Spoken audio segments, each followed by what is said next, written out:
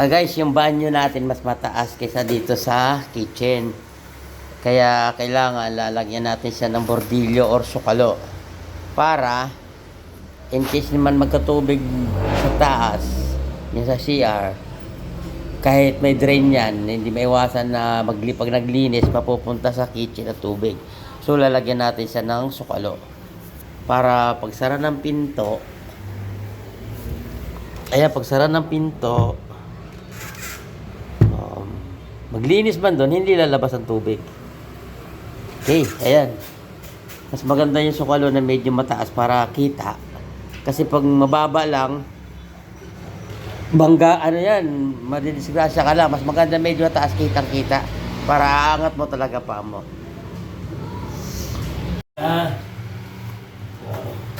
Yung sa gilid nakatagilid yun para tubig hindi papasok kung ano Sadya yun nakatagilid. Okay.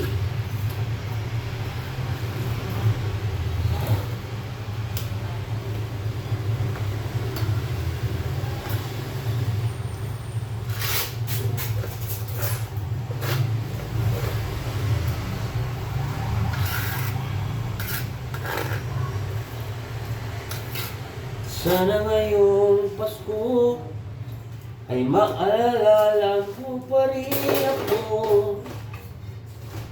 Hinahanap-hanap pag-ibig mo. Dahil wala ka na, nangangarap at umaasa pa rin ako. Yan. Yan. Yan, mataas. So, bawasan natin. Nagilado naman ang loob. Ilalim.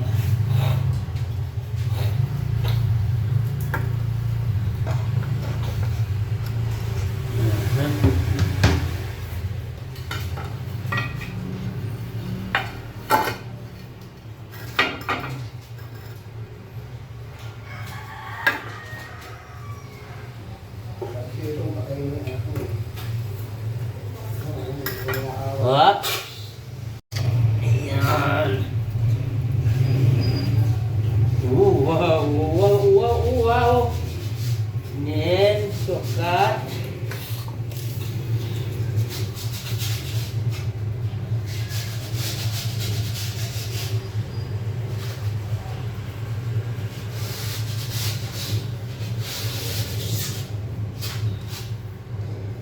Nine.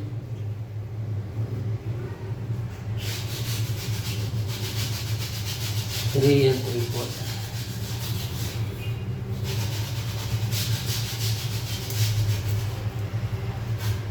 3 and 3/4.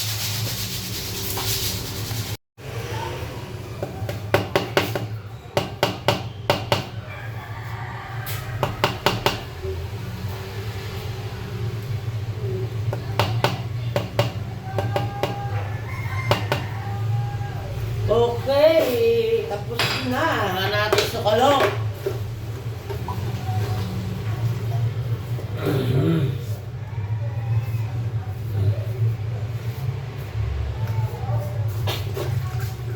Isa pa gagawin ko para doon naman sa terrace.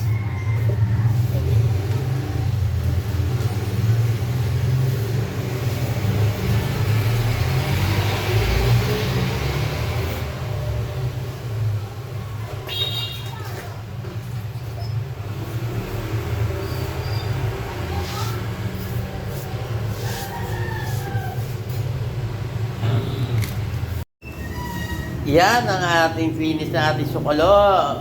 Mamasilyan na lang yan bukas. Pagtuyo na. Okay. Para wala nang labas ang tubig dyan. Malinis na yung malinis na ang ating CR. So, okay na yung tiles niya.